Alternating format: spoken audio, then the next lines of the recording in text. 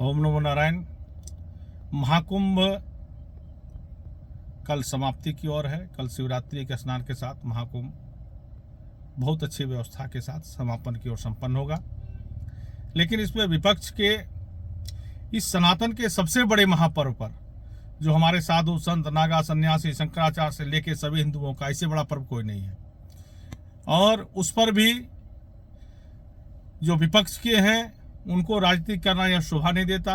जैसे ममता बनर्जी ने इस महाकुंभ को मृत्यु कुंभ तक कह दिया, जबकि वहां हिंदुओं को जय श्री राम नारा लगाने पर गिरफ्तार कर लिया जाता है।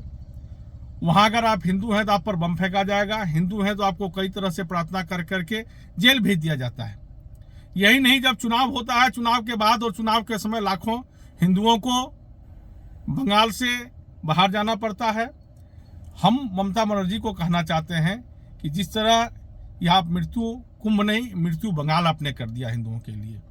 वहां हिंदुओं को जीना मुश्किल हो गया। जिस तरह हिंदुओं की बहु बेटियों को या एक वर्ग के द्वारा इज्जत लूटा जाता है, वहीं अब मुझे लगता है कि लालू यादव जी की तबीयत और ज़्यादा खराब हो गई और उनकी मानसिक स्थिति खराब हो गया। इस तरह उन्हें कहा कुंभ का कोई मतलब ही नहीं है, कुंभ का कोई कुछ मतलब नहीं निकालते हैं, कुंभ को कुछ नहीं मानते।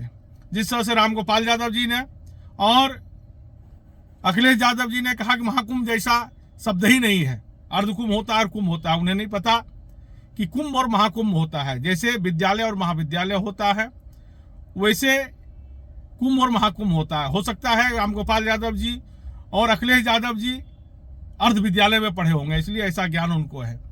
वह संतों के शरण में जाएं, अपने गुरुओं के शरण में जाए तो कुंभ महाकुंभ का पता चलेगा उनको।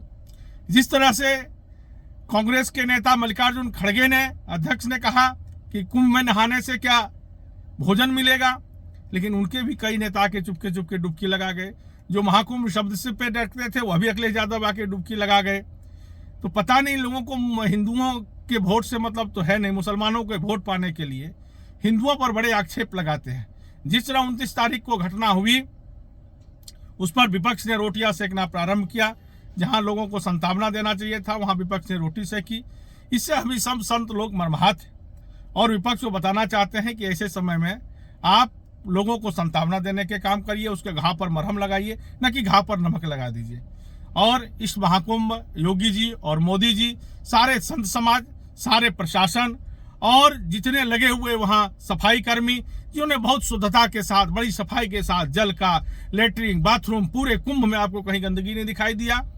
और योगी जी और योगी जी के प्रशासन का धन्यवाद देना चाहता हूं, मोदी जी को धन्यवाद देना चाहता हूं कि आपने इतनी फंडिंग दिया, बार बार पूरे कुंभ पर आपने नजर बनाए रखा।